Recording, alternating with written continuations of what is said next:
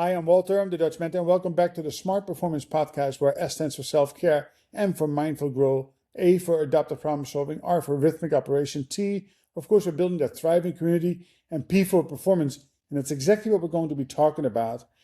Performance is something that we say we do, but in reality, we come up short all of the time. And that's the core of the conversation today, how we can convert that from what we think we are to what we actually need to be, and what steps we need to take. As always, make sure that we take action out of the things we talked about today, because if you don't, by tomorrow morning, you've forgotten about the conversation. Jeff, thank you very much for joining me in the conversation today, and tell us a little bit about yourself. Great. Well, Walter, thank you for having me. I'm thrilled to be here. I've spent about 20 years working in organizational change and improvement, but I approach that work with a different background from most. I'm trained in behavioral science and adult education.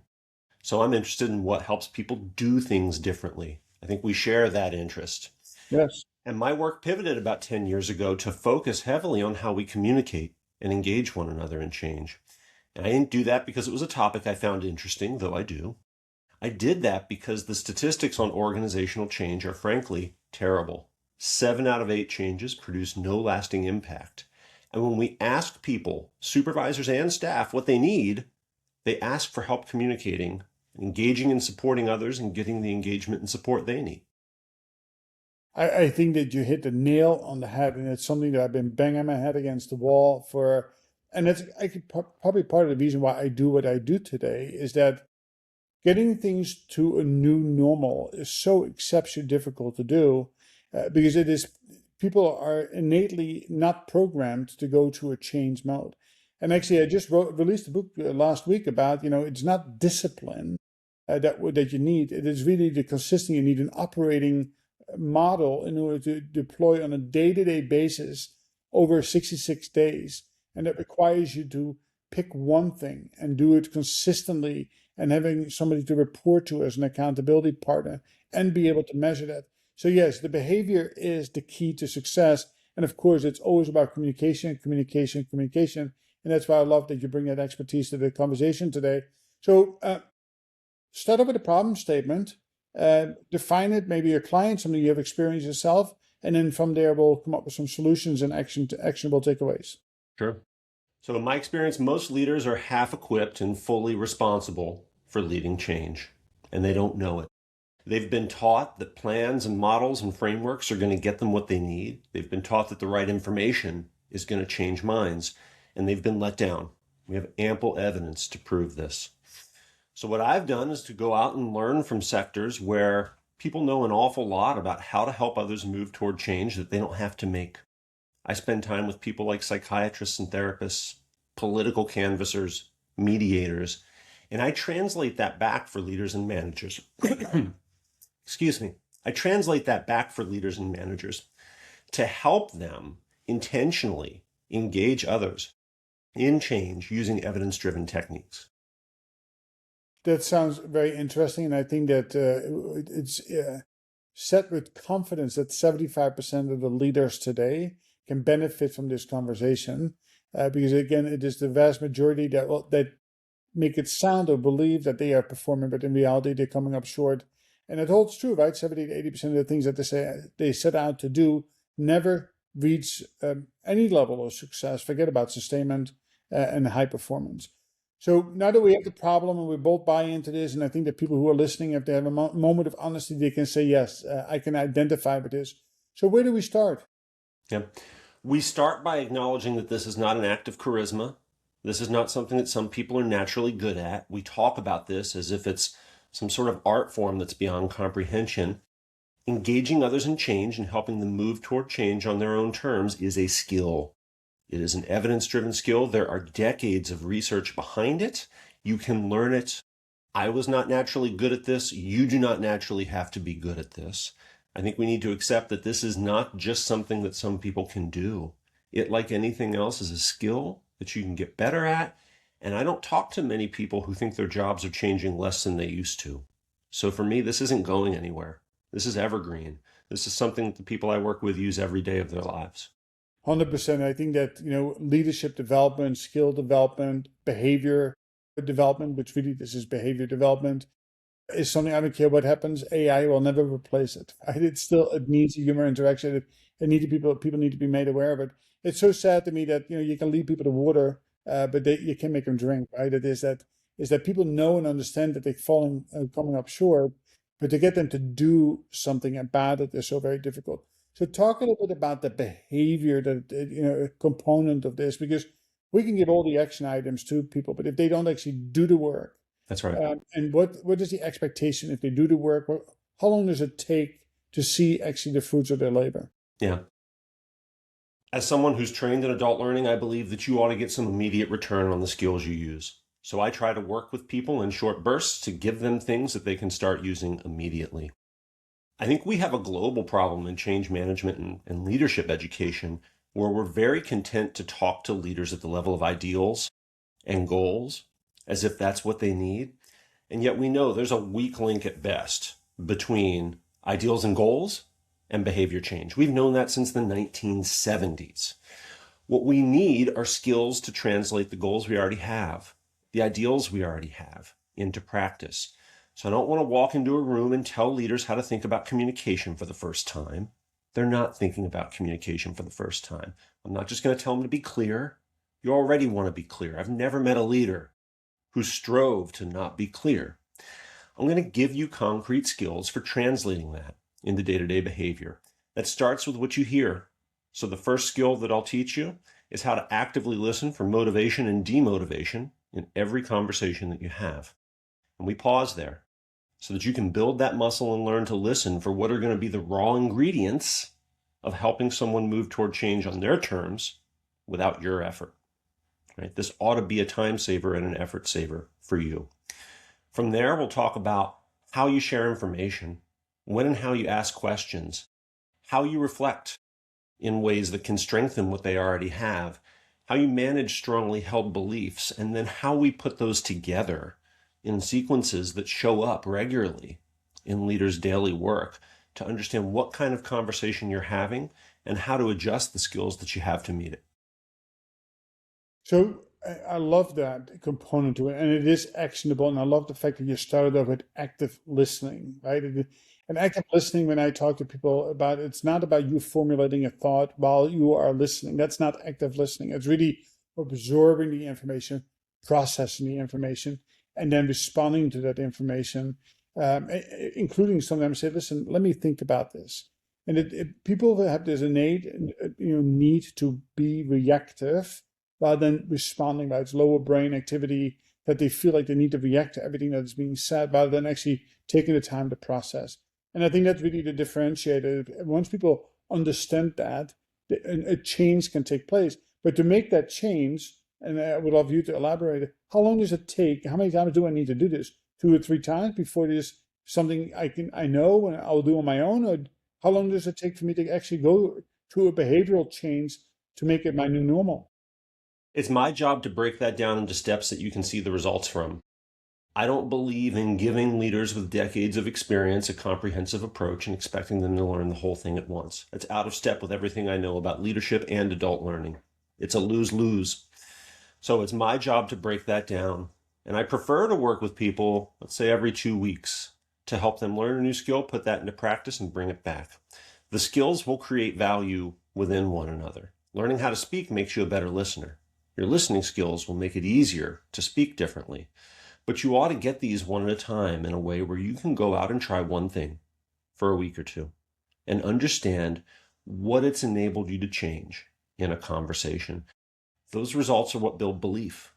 And that is not belief that I think it's my job to take someone. I think it's my job to help them find it within themselves, to make a case that this is adding value to their work already and that there's more value to be had. Yeah, I think the key here is the one thing, right? It is that if people write down, I want to change 5 or 6 or 7 things. Well, if you have more than 3 or more than 5, nothing is important, right? So even in my book, I talk about, listen, it's okay to write down 3 or 4 things, but now weigh them, prioritize them. It's different than having a checklist. Well, which one, if I change it, will have the greatest impact on everything else? And that's really what you're talking about. So give me an example of something that you have coached somebody or mentored somebody on so people can truly relate to that rather than just the words you've spoken. Sure. So I'm wrapping up an engagement with a large organization that's recently merged. It used to be two organizations, and one of the most intensive parts of that is to work with their client-facing teams to help them integrate. That's tough because they see themselves as having served two distinct purposes, of having two separate missions, two separate sets of values for how they work. So I've worked actively with both the supervisor and the managers within that team to help them learn to listen for what's already there. People didn't set out to oppose this. They have mixed feelings about it. They're ambivalent. They have reasons to consider change and reasons not to. That's your fuel, but you need to learn to hear it. How can you begin to pick up on that in conversations? And then from that, you may rightly wonder, who cares? I hear ambivalence, great, both things are there. What does it matter? You are an amplifier in these conversations, and what you offer back is strengthened. When we offer back the motivation that people already have for change, it makes them 11 times more likely to share more of it. When we offer back the demotivation, the reasons that they have not to change, it makes them 19 times more likely to share more of it. So we can become really mindful of what we're spending time with. And that's not an invitation to ignore objections, but to minimize and manage the time we spend with them. Because literally, whatever you're devoting airspace to is what you're amplifying. Mm-hmm. And when you learn to make a discipline out of hearing what's already there and focusing on the parts that are authentically theirs, but that are going to help you as a leader, you learn how to offload some of the work of change leadership that's been, in most cases, solely yours to them. Great example, and from past experiences, having worked in multiple locations where we have gone through merge acquisitions, including one that happened in 1992. So I'm dating myself a little bit. Even today, the people who work in that single organization I came from two will still identify with one or the other.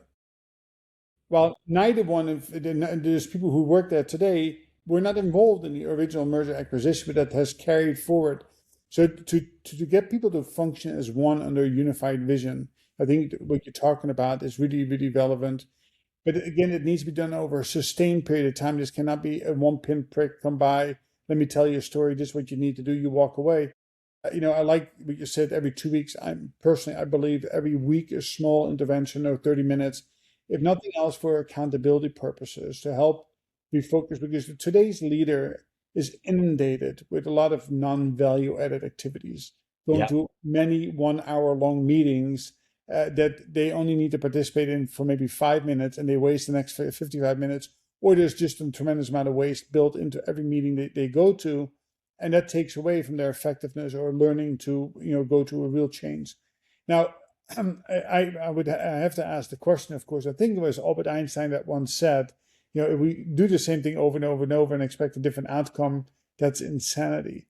So why is it so difficult for people to go through the change, actually make the change and actually do it until it gets to a new normal? And what, from your experience using your technique Mhm. that you just spelled out, how long does it take for somebody, for an organization, for a team to get to that new normal, so they go through over that resistance of change to that new normal that the organization needs? Yeah. I tend to work with people either individually or in small cohorts, and I expect them to get there in a quarter. That's when we can start to build that and move out. How long that takes within a team, to be frank, depends on the size of the team. But you asked about sort of, why are we stuck here? Why do we keep doing the same thing over and over? And I have to be honest that we, as change management professionals and organizational development professionals, we need to own this. We are the ones who've popularized the idea that there's a technical solution to this problem. We are the ones who have offered these ad nauseum. We're the ones who've watched the data lag and who've continued to add more, to offer more of the same.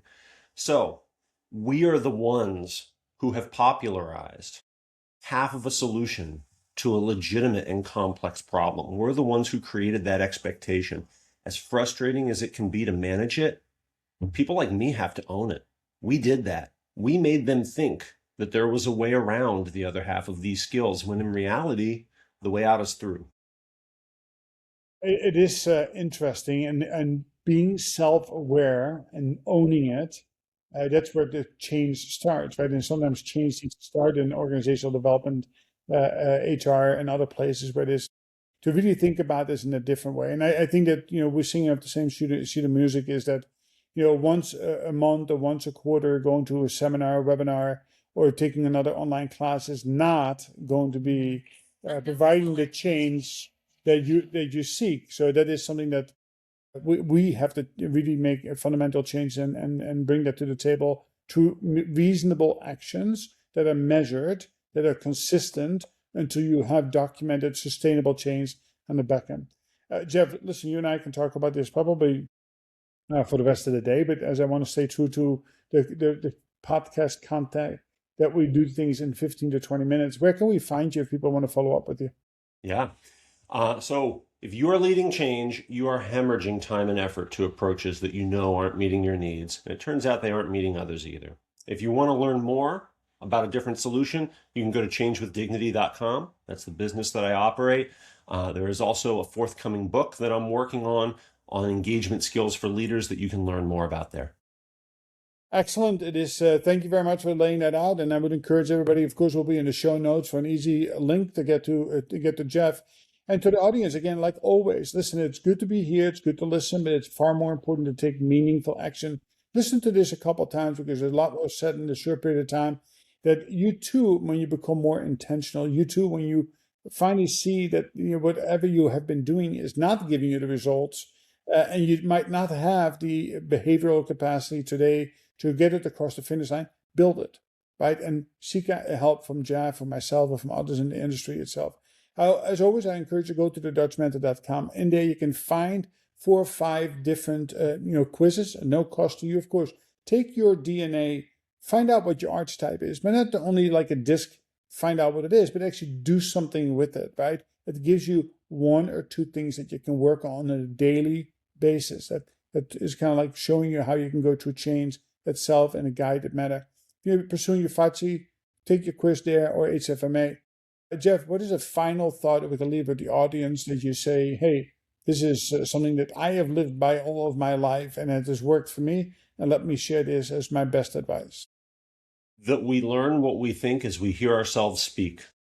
That we don't have firmly held opinions on every change that's introduced to us. We have complex opinions, and we give people the opportunity to work through that complexity. We give them the opportunity to do the work themselves. That's very deep, and that too people should listen to a couple of times and let that sink in and to see what that really means. Jeff, thank you very much for joining me on the show today. I really, really appreciate you. And to the audience, come back again. There's about 100 episodes. Every single one of them is going to give you a different flavor and a different insight perspective.